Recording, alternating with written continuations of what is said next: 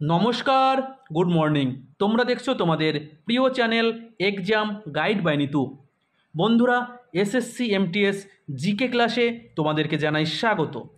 তোমরা যারা এবছর এসএসসি এমটিএস পরীক্ষা দেবে, তোমাদের জন্যই আমি নিয়ে এসেছি 2024 সালে এসএসসি এমটিএস পরীক্ষায় এসে যাওয়া সাধারণ জ্ঞানের প্রশ্ন নিয়ে এই বিশেষ ক্লাস। আজকে আমি করাচ্ছি 54তম ক্লাস, যেটি 11ই নভেম্বর 2024 সালে প্রথম শিফটে পরীক্ষা এসেছিল। তো বন্ধুরা, তোমরা যারা এখনও পর্যন্ত চ্যানেলটি সাবস্ক্রাইব করোনি, তো অবশ্যই চ্যানেলটি সাবস্ক্রাইব করে নেবে। ভিডিওটা ভালো লাগলে লাইক করবে, বন্ধুদের সঙ্গে শেয়ার করবে। তো চলো শুরু করছি আজকের প্রশ্নপত্রগুলো।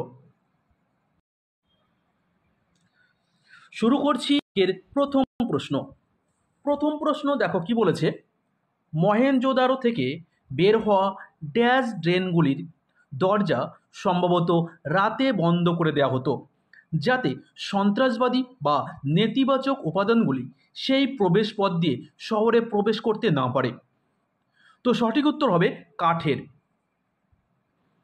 তো অনেক ঐতিহাসিকের মতে এই কাঠের ড্রেনগুলির কোনো কিন্তু অস্তিত্ব পাওয়া যায়নি, অনেক ঐতিহাসিকের মতে। ঠিক আছে,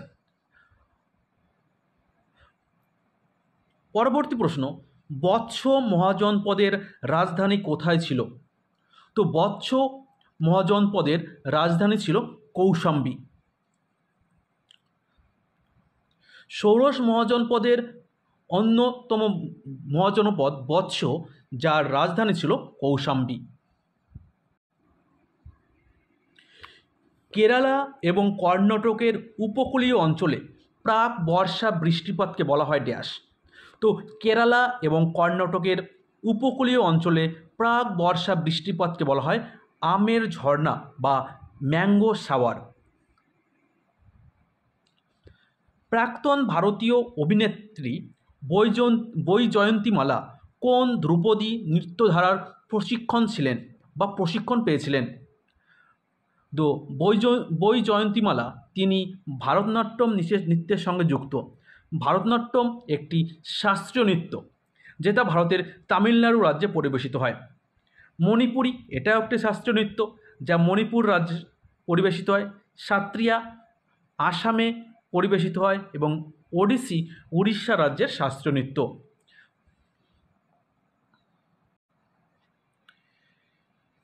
নিচের কোনটি বাণিজ্যিক ব্যাংক নয়? তো দেখো, ডেভেলপমেন্ট ব্যাংক অফ সিঙ্গাপুর এটা কিন্তু বাণিজ্যিক bank. State bank of India এটাও বাণিজ্যিক bank. The industrial credit and investment corporation of India এটাও কিন্তু একটি বাণিজ্যিক ব্যাংক। কিন্তু যেটা বাণিজ্যিক ব্যাংক নয় সেটা হচ্ছে national bank for agriculture and rural development বা নাবার্ড। ঠিক আছে,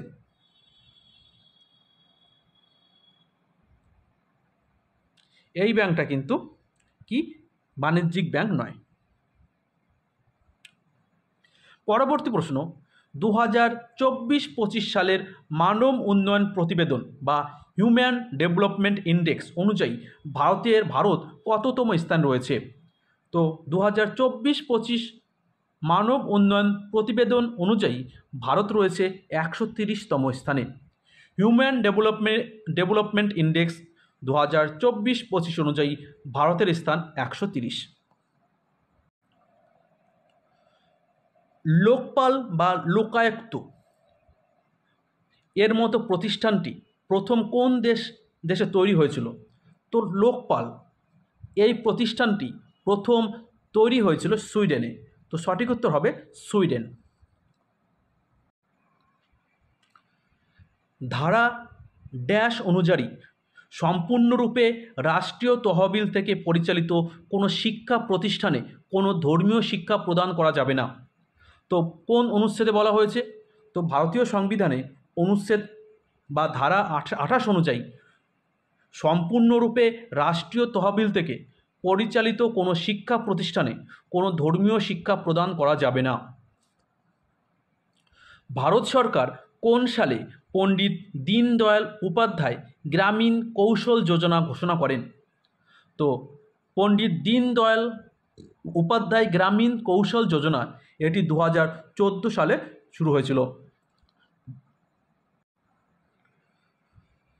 2023 সালের জুন মাসে কোন রাজ্য সরকার রাজ্যের মধ্যে মহিলা এবং ট্রান্সজেন্ডারদের মধ্যে বিনামূল্যে বাস ভ্রমণের জন্য শক্তি প্রকল্প চালু করেছিল?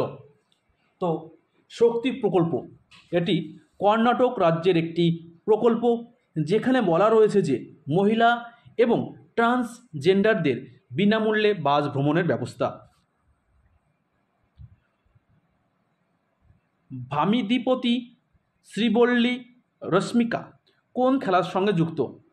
তো ভামিদীপতি শ্রীবল্লী রশ্মিকা তিনি একজন লন টেনিস খেলোয়াড়। তো অপশন সি, লন টেনিস খেলোয়াড়। পরবর্তী প্রশ্ন, নিতু ঘাংঘাস কোন ওজন বিভাগে 2023 সালে আইবিএ মহিলা বিশ্ব বক্সিং চ্যাম্পিয়নশিপ ইভেন্ট জিতেছিল? তো সঠিক উত্তর হবে 48 কেজি বিভাগে।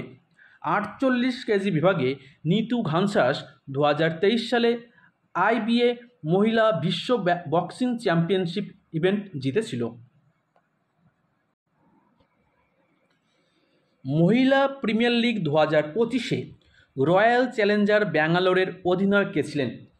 তো 2025 সালে মহিলা প্রিমিয়ার লিগে রয়্যাল চ্যালেঞ্জার ব্যাঙ্গালোরের অধিনায়ক ছিলেন স্মৃতি মন্দনা।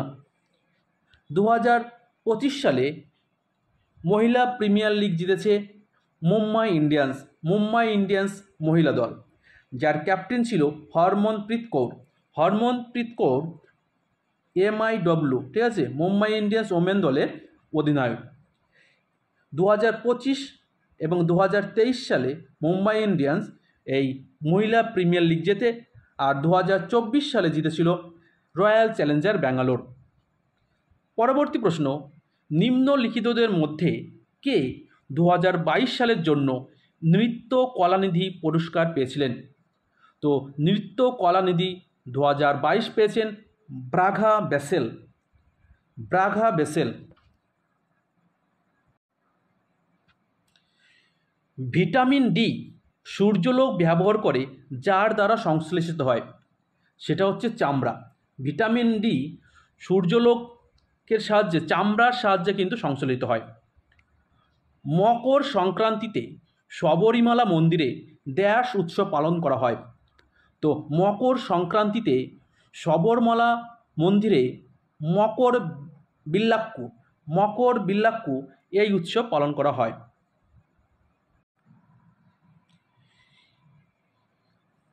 নিউক্লিয়াসের কোন কাঠামোতে ডিএনএ আকারে জিনগত তথ্য থাকে?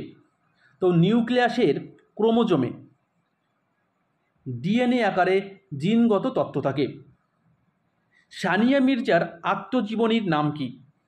তো সানিয়া মির্জার আত্মজীবনীর নাম এসে এগেইনস্ট ওডস। অপশন ডি, এসে against odds. Wings of fire এটি APJ আব্দুল কালামের আত্মজীবনী। The test of my life এটা যুবরাজ সিংয়ের, ঠিক আছে। The test of my life এটা যুবরাজ সিংয়ের আত্মজীবনী। Wings of fire doctor APJ Abdul কালামের আত্মজীবনী। তো তোমরা বলবে চেঞ্জিং ইন্ডিয়া এটি কে লিখেছিলেন? চেঞ্জিং ইন্ডিয়া এটি কে লিখেছিলেন? অবশ্যই তোমরা যারা দেখছো বা দেখবে অবশ্যই কমেন্ট করে জানাবে।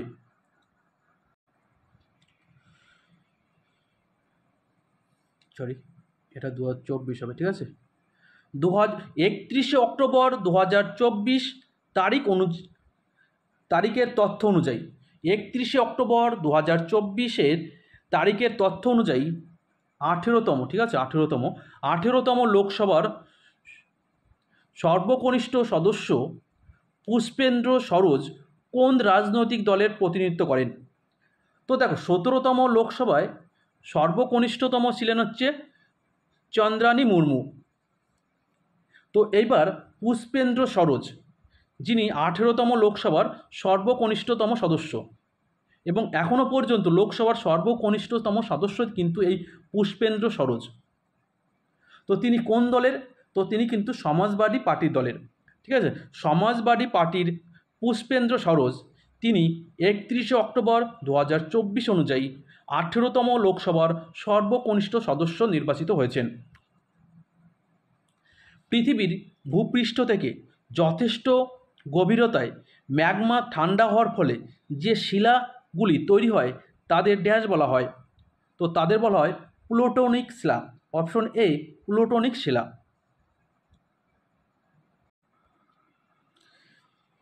দিল্লি সুলতানদের মধ্যে প্রথম সুলতান কে, যে খাজা মঈনুদ্দিন চিশতির আজমির মাজার পরিদর্শন করেছিলেন? তো খাজা মঈনুদ্দিন চিশতির আজমির মাজার পরিদর্শন করেছিলেন মোহাম্মদ বিন তুগলক। Option A Mohammad bin Tughlaq. 1928 সালে হিন্দুস্তান সোশ্যালিস্ট রিপাবলিকান অ্যাসোসিয়েশন কোথায় প্রতিষ্ঠিত হয়েছিল? তো 1928 সালে হিন্দুস্তান সোশ্যালিস্ট রিপাবলিকান অ্যাসোসিয়েশন দিল্লিতে প্রতিষ্ঠিত হয়েছিল। অপশন বি দিল্লিতে প্রতিষ্ঠিত হয়েছিল। প্রাচীন সংস্কৃত গ্রন্থ থেকে শিক্ষা প্রদানের জন্য বেনারসে কোন বছর একটি হিন্দু কলেজ প্রতিষ্ঠিত হয়েছিল?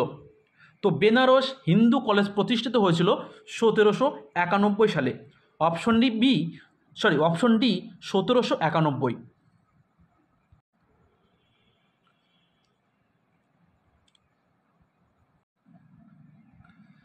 2017 সালে ড্যাশ প্রথম ভারতীয় গায়িকা যার মোমের মূর্তি দিল্লির মাদাম তুসো জাদুঘরে প্রদর্শিত হয়েছিল? তো সঠিক উত্তর হবে শ্রেয়া ঘোষাল। মহিলা কণ্ঠশিল্পী শ্রেয়া ঘোষাল, যার মোমের মূর্তি দিল্লির মাদাম তুসো জাদুঘরে প্রদর্শিত হয়েছিল। ভারতের প্রথম পরিকল্পিত শিল্পনগরী নিচের কোনটি? তো অপশন ডি জামশেদপুর। জামশেদপুর ছিল ভারতের প্রথম পরিকল্পিত শিল্পনগরী। তো বন্ধুরা, ভিডিওটা এই পর্যন্তই। ভিডিওটা ভালো লাগলে লাইক করবে, বন্ধুদের সঙ্গে শেয়ার করবে। আবার দেখা হচ্ছে আগামীকাল। ততক্ষণ ভালো থাকবে, সুস্থ থাকবে। ধন্যবাদ।